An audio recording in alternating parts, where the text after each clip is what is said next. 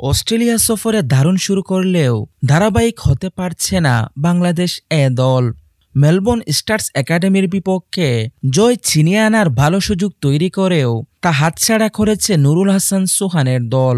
ফলে সেমিফাইনালে ওঠার স্বপ্ন কার্যত শেষ হয়ে গেছে টাইগারদের। এদিন শেষ ২৪ বলে মেলবোর্নের প্রয়োজন ছিল ৩৭ রান, হাতে ছিল ৫ উইকেট। এমন সময়ে বল হাতে নেন তুফাইল আহমেদ, কিন্তু নিজের প্রথম ওভারে দেন ২২ রান। ওই ওভারেই ম্যাচ বেরিয়ে যায় বাংলাদেশের হাত থেকে। এরপর মারল ৩৮ বলে ৬১ রানের জড়ো ইনিংসে ১৯.২ ওভারেই লক্ষ্য টপকে যায় মেলবোর্ন স্টার্স।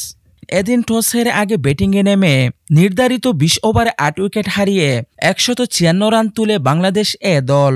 নাইম শেখ ও জিসান আলম শুরুটা ভালো করতে পারেননি।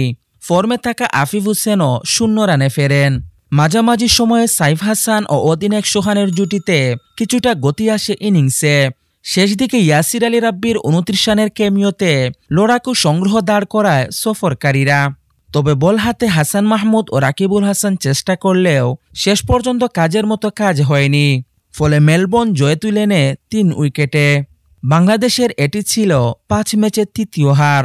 গ্রুপ পর্বে সেমিফাইনালের লড়াই টিকিয়ে রাখতে শেষ ম্যাচে অ্যাডিলেড স্ট্রাইকার্স একাডেমির বিপক্ষে জিততেই হবে সোহানদের।